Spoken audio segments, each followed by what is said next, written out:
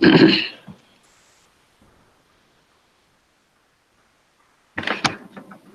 was the seventh mantra we were to discuss. Sa no bandhur janita sa vidhata dhamani veda bhuvanani vishwa yatra deva amrutamana shana strutiye dhamani adhyairayanta.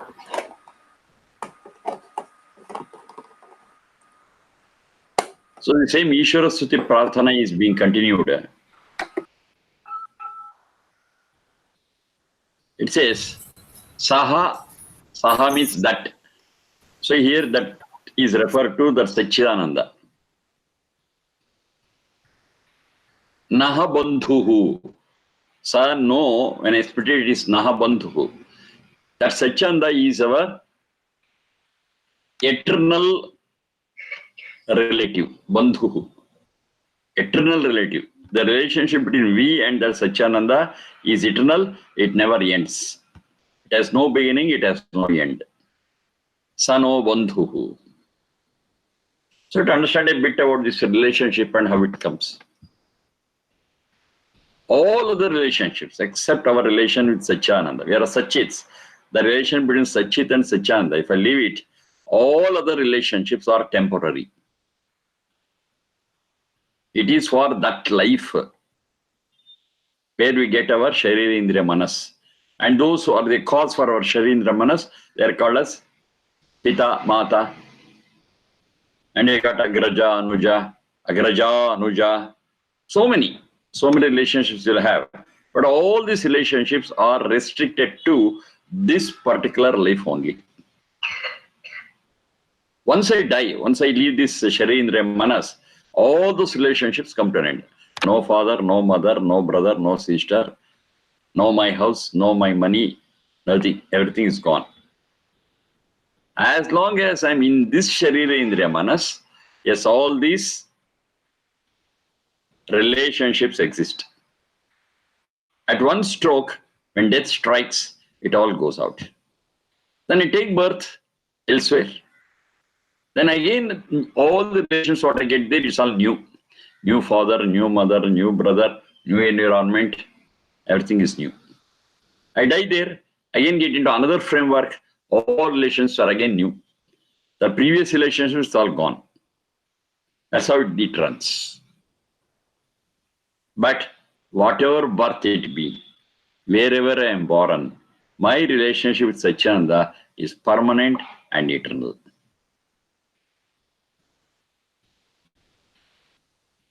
I am under his protection.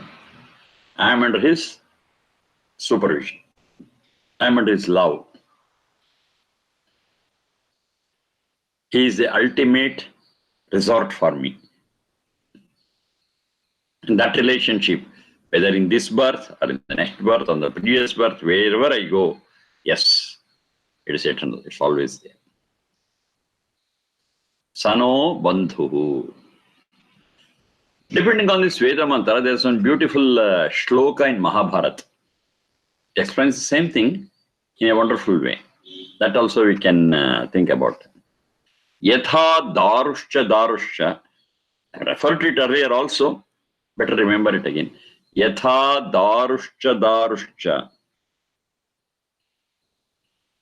Yatha darushcha darushcha.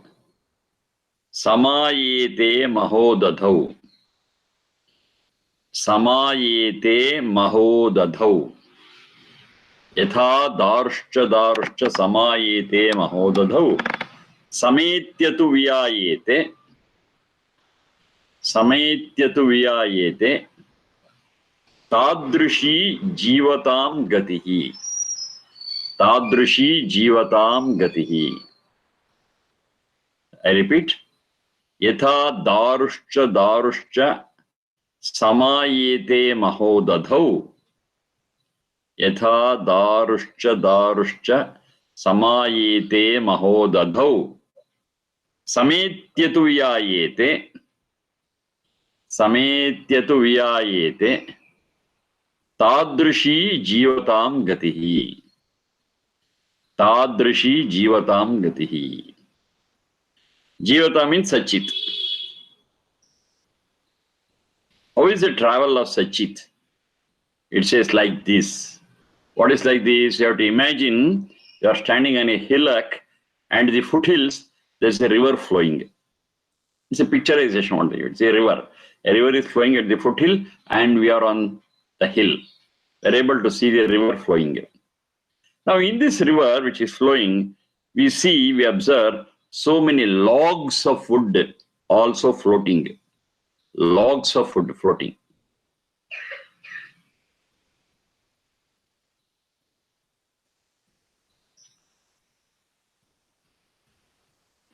Daru means logs of wood. Not one, many logs of wood are flowing that river. I'm able to observe it from the top of the hill. Now, if I just stand there and observe, what happens is, two logs come together while flowing. Together they move, they float for a while, and one log goes this way, another log goes that way. They get separated. Then what happens? The one which is separated on one side gets connected with another log. The other log gets connected with another log. They flow for some time. Again they get separated. They again move with another log. This also moves with another log. So they come together and go apart. They come together and go apart and move with other things. And there also it would be for some time and they get separated and move again with other logs. The relationship between any two logs is not permanent. It's only for temporary, for a short flow. It is there. Get separated, move with others. This is exactly the way the Sachit, the Jivatmas, flow in this river. We are all like logs. Two logs come together. Oh, this is my father, this is my mother, this is brother, sister, my house, my money. Okay, how far? For a short flow. Then we get separated. It's all gone. Then we again come in contact with another log. Then the new relationships begin and you say, oh, okay, this is my wife, this is my son, this is my father, mother, etc. How long? For some time. Again we get separated, get into another framework. As a log. In the same way, the souls, the Jivatmas, the Sachit flow. No relationships, no two logs will move together forever. At one point of time, they get separated and join another log, move with another log, again get separated. This is how it happens.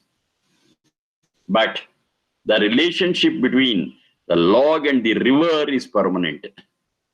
With whatever log it moves, that's a different issue, but it always will be in contact with the river. That river is the Satchidananda, and our relationship with that river is permanent. Flows and flows, and we also flow with it. But our relationship with another log is not permanent. Sano Bandhuhu, the eternal relative, the eternal relationship is with God.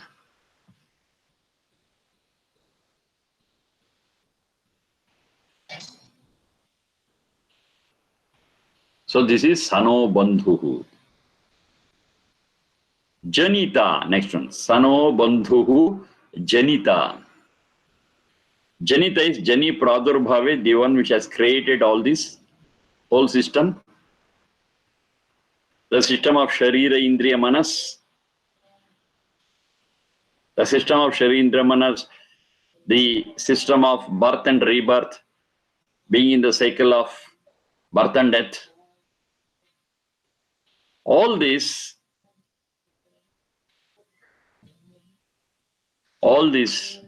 is a continuous process. The one which has created this whole system, wherein we move from one birth to another birth, and we live in one birth with all the facilities, the nature, the natural resources, that's the one which has created it. So that's the creator. One thing we have to be very clear, we have got three entities which are not created. Sat, Sachit and Satchidananda. So Satchidananda has not created Sachit, has not created Sat. But the whole system, the universe, the Brahmanda, the birth and death cycle system, Everything has been created by that Satchidananda. That is Janita. It's a creator. Sano Bandhuhu Janita. Vidhata. Vidhata. In colloquial Sanskrit, Vidhata, they understand it as fate, destiny. It's all premeditated, prefixed. But no, Vidhata means Dhata Dudhai Dharana Poshana Yoho, mean a special way, it is the bearer of this whole universe. It is a supporter of whole universe. The whole universe is held by that power which is Vidhata. It's not destiny, it's not fate. The concept of fate and destiny is not there in the Vedas. It says you can create your own future by working in the present. You have got that freedom. Don't say something has happened, it's my fate, it happened, it's a destiny that happened. Don't say so. You have got the capacity to work to create your own future, to build your own future. Future is not prefixed, is not predestined. Whatever you do in the present, as a result of it, the future will take form.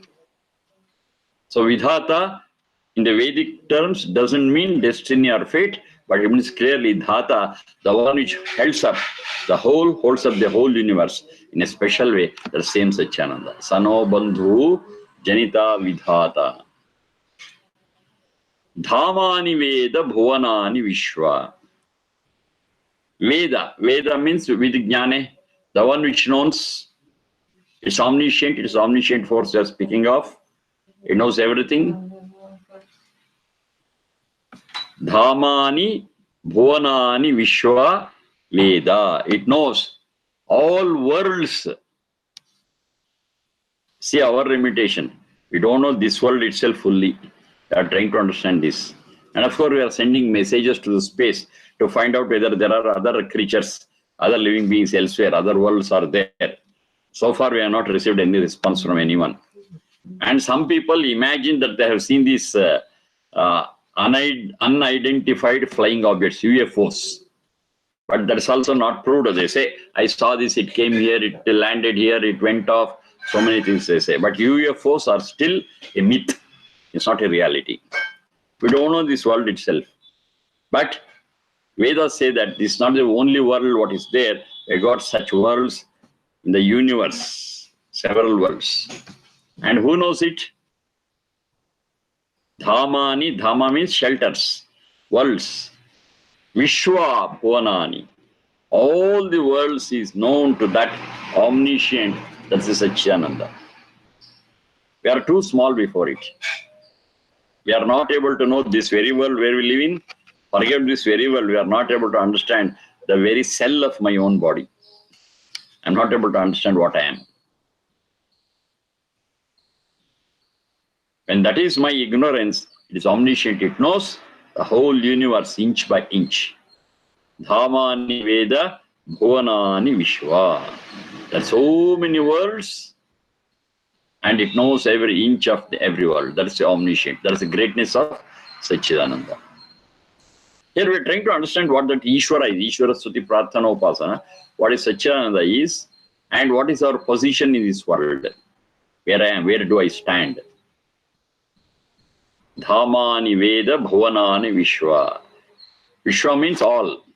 All worlds are revealed before it. It knows everything. Nothing is unknown to it. This world or any other world. Because that is the one which created all that. The creator knows the whole thing, the whole plan, the whole blueprint is with it. It knows everything. And it is the one which has established so many rules and systems. And the whole thing runs accordingly. Dhamani Veda Bhuvanani Vishwa.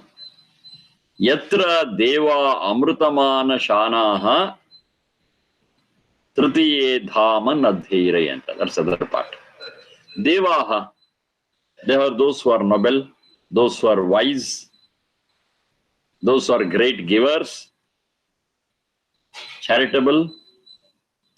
They are all called as Deva. Yatra, where those people, Amrutam Anashaha, They consume and enjoy and experience Amrita. So what is that Amrita? Amrita is that place where they are not in the birth and death cycle. They are mortals if they are in the birth and death cycle. They are all immortal. They are not in the birth and death cycle. What is that condition called as?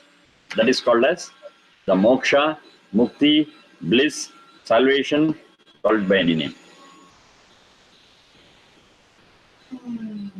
So they've been experiencing, they've been in that state. Devaha. Yatra devaha amrutamana shanaha tritiye loke dhaman adherayanta. So that is the world, tritiya, the third world. What is the third world or third level? That is the spiritual one. Physical level is one, mental level is one, and the spiritual level is the third one. So they are spiritually so elevated. They are spiritually so high that they are not in the birth and death cycle and or in a state where they experience peace and bliss continuously. That's Amrita. No deaths, no rebirth. They are beyond that cycle of birth and death. And they are in that third level of spiritual level where they continuously experience peace and bliss.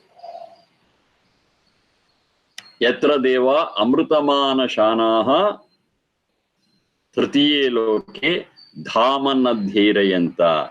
So we are also after that, oh God, give us that third level where we can spiritually be at the highest level and be out of this birth and death cycle and experience peace and bliss always.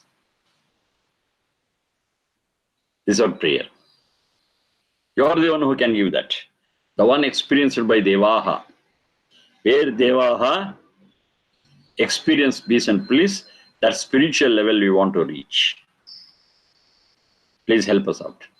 One thing is clear, say I pray, God says, Tathastu, you will be given. No, there is nothing like that. I have to work for it. I have to work for it. I have to lead a humanitarian way of life. Be compassionate. Love everyone. Be friendly with every other creature. Have no jealousy, have no anger, have no avariciousness. If I follow all those things, yes, the soul becomes strong and pure and it reaches that level where it can experience peace and bliss without being in the birth and death cycle. We have to work for it. We have to work for it. It's not that it happens on its own. It's not that I pray and it will be granted. No, I have to work for it. And the time taken to work for it, it may not be sufficient for one life. We may have to work one life after another, one life after another, and inch our way towards that goal. It's not that everything happens overnight in one birth. No. We have to cleanse our souls. With serious efforts, maybe after several births, may be able to reach that level. It's not in one birth, it's not in one day, it's not in 1 hour. We have to be continuously at it. We have to understand and practice it. Then it's possible that we reach that spiritual level where we'll be out of birth and death cycle and experience peace and bliss continuously. Oh God, please help us. Give us all the strength to practice it. Give us all the knowledge as to how to do it, how to go about. Sano bandhuhu janita vidhata dhamani veda bhuvanani vishwa.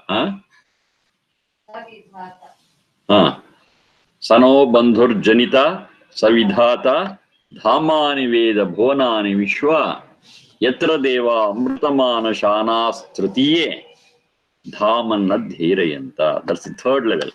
That's the spiritual one. This is the 7th mantra. Now we are going to the last mantra, the 8th one.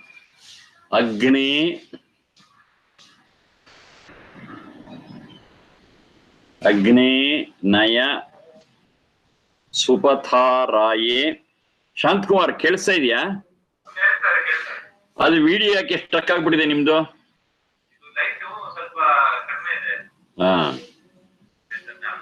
Sari.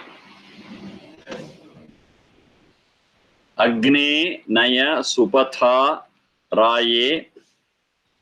Agne Naya Supatha Raye. Asman. Asman. Vishwani Deva. Vayunani Vidwan. Agne Naya Supatha Raye. Asman. Vishwani Deva. Vayunani Vidwan. Agne Naya Supatha Raye Asman Vishwani Deva Vayunani Vidwan. Yuyodhi Asmat. Yodhyasmat. Yodhi Asmat. Juhuranam Enam. Yodhi Asmat Juhuranam Enam. Yodhyasmat Juhuranam Enam. When I join them, Yodhi Asmat Juhuranam Enam. Yodhyasmat Juhuranam Enam. Bhuishthamte. Bhuishthamte. Bhuishthamte. Nama Uktim Videma. Bhuishthamte. Nama Uktim Videma. Agne Naya Supatha Raye Asman Vishwani Deva Vayunani Vidwan. Single line. Yodhi Asmat Juhuranamenam Bhuishtante Nama Uktim Vidhema. 2 lines under C under the mantra. This is 4016 Yajurveda. Yajurveda 40.16. So our whole prayer is to Agni here. Agni, it is in the vocative case. They are addressing the Agni. Agni. Now this I have told several times, once again we'll remember. Several words in the Vedas, they have to be understood at 3 levels. One is known as the Adhi Bhautika level, one is the Adhi Daivika level, another one is Adhyatmika level. So this Agni in the Adhi Bhautika level is fire, which cooks, it gives light and other things. And which leads, that light which leads us. That's called as Agni. In the Adhi Daivika level, it means a leader. Onchur neer kodu in the bayarke.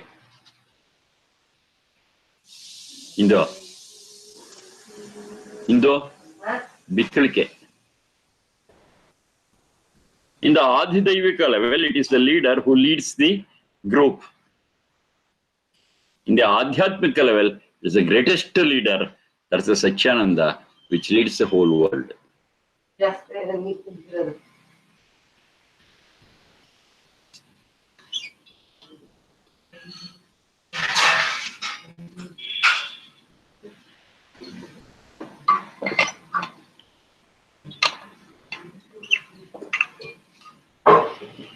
Agi Gatau, that's the root. Agi Gatau, the one which leads us, the one which leads the whole world, the driving force, the guiding force. That's the Satyananda. You may call it as God, Lord, anything. That's the one which is referred to as Agni. O God, O Satyananda. Naya, you take us. You take us. For what? Agni Naya Supatha. You help us take the right path. We're ignorant. We don't know what is right, what is wrong. You enlighten us. You enlighten us. And tell us, it's the right path which you have to take. Fine, we will take the right path. For what? Supatha Raye. Raye is for all the wealth. Wealth doesn't mean only money. Health is also wealth. Knowledge is also wealth. Land is also wealth. Food is also wealth. All relationships too are wealth. So many things. Wealth in different forms. For all that wealth to get, you please guide us so that we travel the right path. Supatharaye. Agni Naya Supatharaye Asman Vishwani Deva Vayunani Vidwan. So all these paths, the right path we want to travel, we want to track, being knowledgeable. It's not mechanically we travel that path. No, Vidwan.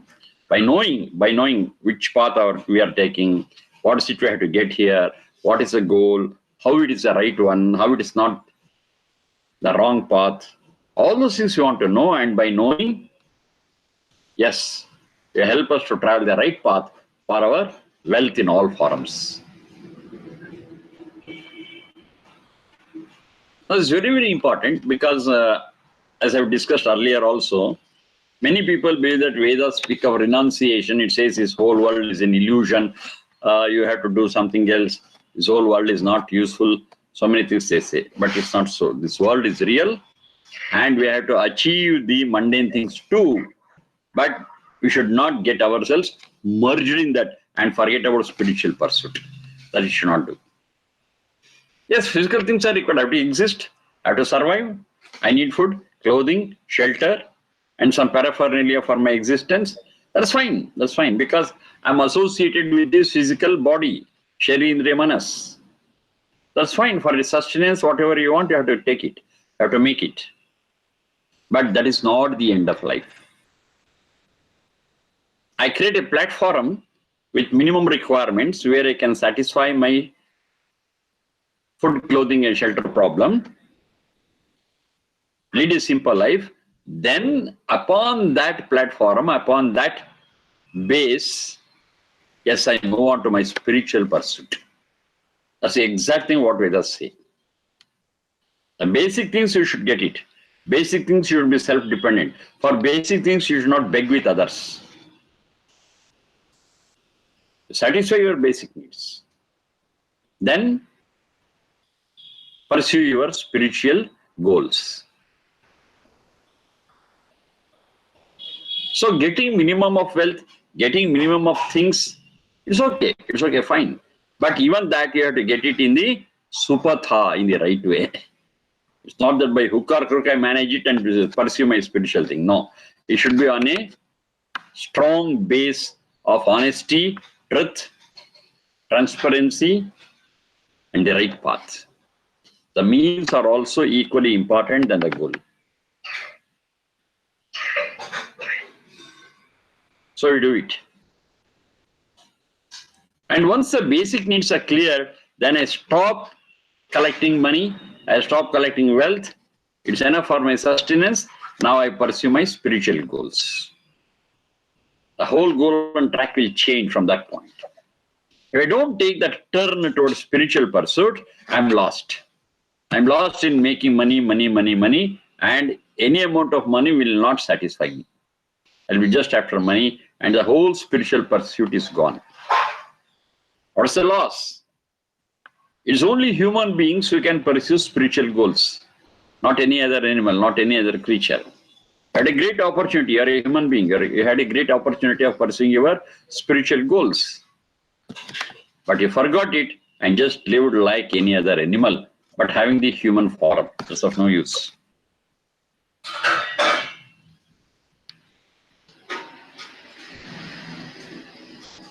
So help me out to pursue, basically first to become self-dependent, where I can satisfy my basic needs and take care of my sustenance, over, then take a turn and go towards the other goal. That's a spiritual goal. And all in the right path. All in the right path. It's not any path. No, it's a right and honest path. Supatha, that's what exactly it says. But what's happening today is we're after money and supatha we totally forget. Somehow I want to get it. More and more and more, and totally I am alien to the spiritual goal. I totally forget the spiritual goal and I submerge myself, I drown myself in the mundane affairs and be after this and that and this. I'm lost. Whole life is gone. A wonderful opportunity what I had to pursue my spiritual goal, I totally forget and lose it. Very unfortunate. Then what it says? Yodhi asmat juhuranam enam. Asmat enam juhuranam yodhi. You help us to fight out. This life, from another point of view, is like a war. I have to wage the war and win it. War against whom? That's what it says. Yenam. Yenam is sin. It's a war against sin. Juhuranam means crookedness. Crookedness and sin. I have to fight against these two. That's the one which just pulls me down, which doesn't help in pursue my spiritual goal. It just prevents me from that. So I have to fight it out. It's a very big hurdle. It's a very big obstacle. I have to overcome it. Which one? Juhuranam is on crookedness. Yenam is my sin. So sin and crookedness I have to overcome. Cheating, telling a lie, being avaricious, being jealous. All these things are papam and juhuranam, crooked. Make money, don't worry how. That's crookedness. Make money, make wealth. Don't worry whether it's through honest means or not. That's juhuranam, crookedness. And whatever I do with crookedness is exactly what is called as sin. Enam. So please spare me. Please help me to fight out these crookedness and sin. Now where are they? Are they outside? Can I identify them to fight them? No. They're in me. They're in me. These enemies are my internal enemies. The Juhuranam and Yenam. The sins and the crookedness are in me. I have to fight with them within me only. It's not an external enemy, it's an internal enemy. It's very easy to fight an external enemy. Have borders, have walls, and you will know their approach. Fight with them, shoot them, put grenade, anything. Okay, it's all possible. We fight with arms and ammunitions. But what do you do with the enemies which are in us? Can I shoot them? No, it's just like shooting my own self. So the war inside me has to be totally in a different way. It cannot be done with arms and ammunition as I fight with an external enemy. It's not so. It's an internal enemy. We don't know where it is hiding. We don't know when it raises its ugly hood, raises its head to spoil me. We don't know. It is so subtle and it is in me only. I have to introspect. I have to search for it in me. Every thought of mine has to be analyzed to find out whether there is an influence of these internal enemies on it. It's a tough process. Though it is tough, we have to do it. There is no other go. We have to do it. We have to fight against them. We have to identify them. To what level they are. What is their strength? How far they have taken control of me. All that I have to find out, and I have to deliberately fight with it and throw it out. If I'm not able to throw it, at least I have to tame it and make it my slave. It should not command me. I should be able to command it. I should be able to say, keep quiet. I should listen. That's fighting actually. This fighting, internal fighting, is different from the external fight with arms and ammunitions. It's a different type of fight. I feel dissatisfied. And immediately I feel, let me have this, let me have that. The cause for asking for more and more is an internal enemy. I have to tell it, no, I will not go for it. Whatever I have now is sufficient. It's sufficient for my leading a simple life. I will not go against that. I will not go for more and more and more wealth.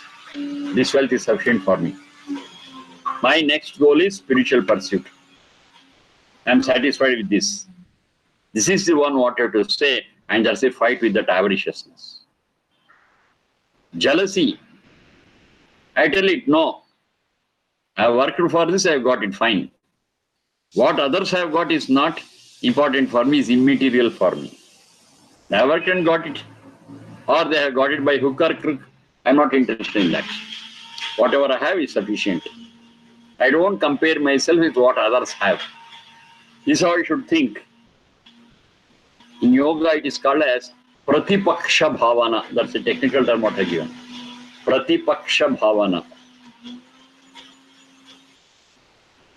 When I am attracted by these internal enemies, I should think totally the opposite of it and save myself, safeguard myself.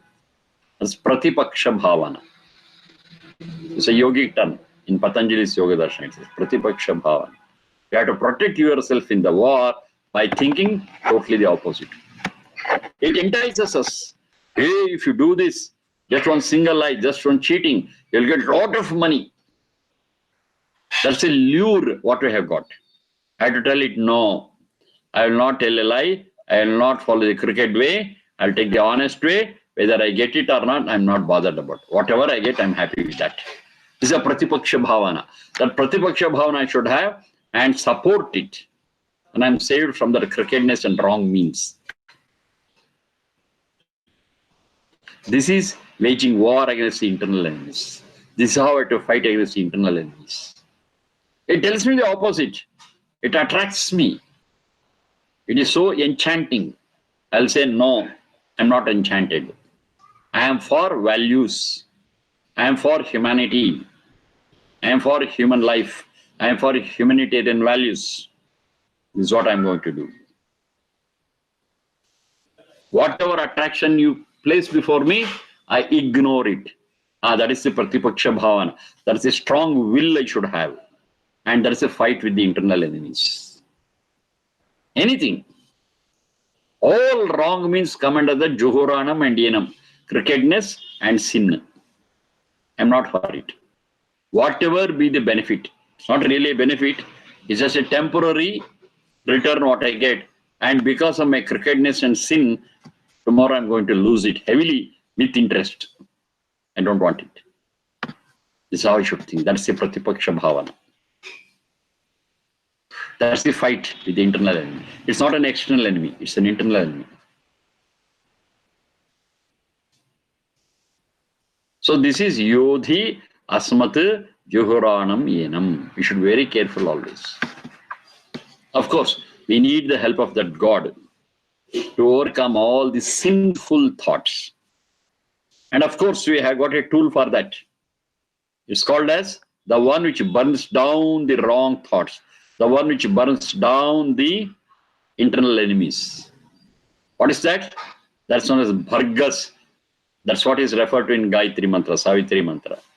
Tat Savitravarenyam Bhargo Devasya Dhimahi. That Bharga is the real force which is capable of burning down the wrong thoughts, the sinful thoughts, and the crookedness. That's capable of doing it. So I should always hold on to that Bhargas. You say one thing you should have observed. While we are trying to understand this, I am referring to several other Veda mantras also. That's the beauty of it. The different Veda mantras have to be understood together. They are complementary to one another. So if I take that Bhargaha into me and keep it alive, then definitely all such sinful thoughts and crooked thoughts will get burned down. I am safe. That's the fight, and I win over all those internal enemies. Bhargas is very, very important. Every day I should chant, every day I should enliven it. And Bhargas, if I forget about it, it's gone.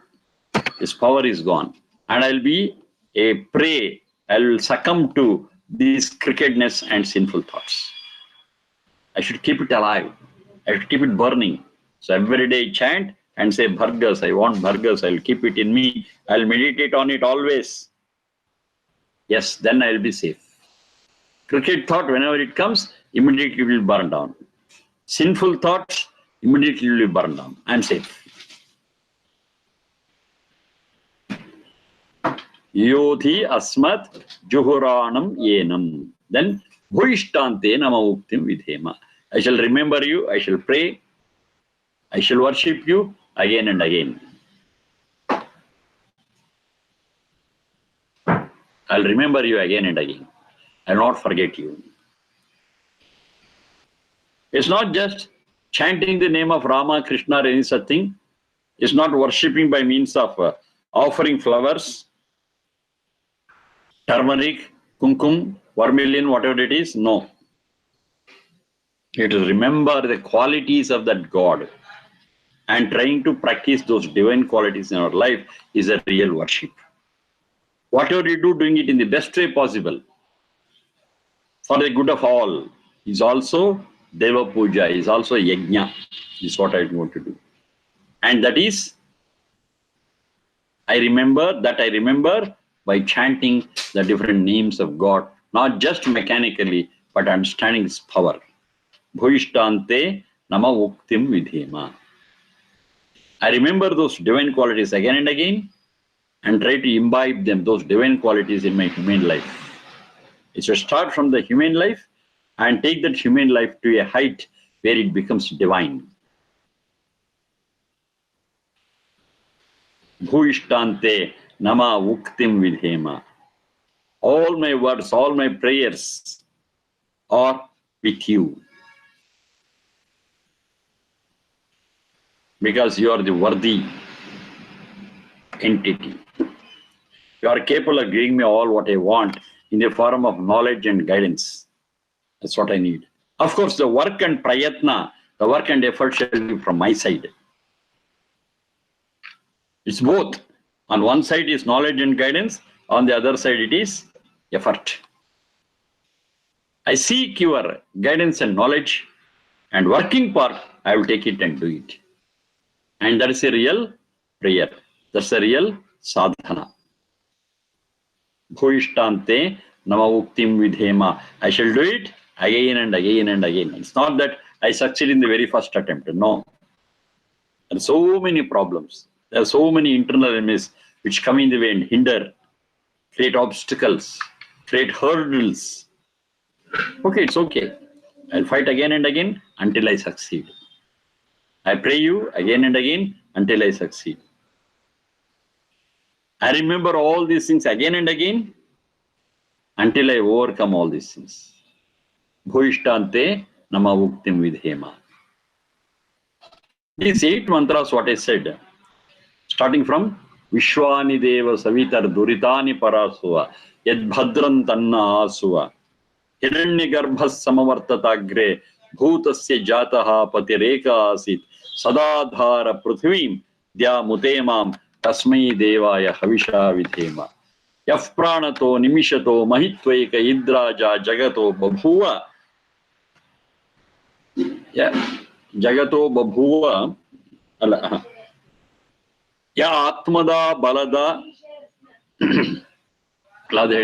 Ya Atmada Balada Yasya Vishwupasate Prashishay Yasya Devaha Yasya Chaya Amrutai Yasya Mrutyuhu Kasmai Devaya Havisha Vidhema.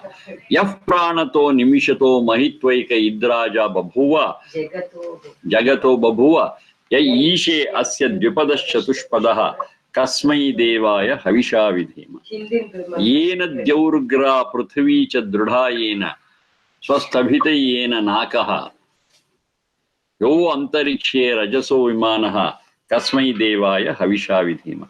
Prajapatena Tvadetanyanyo Vishwa Jatani Parita Babhuva Yatkamaste Juhumastanno Astu Vayam Syama Patayorainam Sano Badhur Janita Savidhata Dhamani Veda Bhuvanani Vishwa Yatra Deva Amrutamana Shana Strutiye Dhaman Nadhirayanta Agnenaya Supatharaye Asman Vishwani Deva Vayunani Vidwan Yodhyasmad Juhurana Meno Bhuishtamte Nama Uktim Vidhema.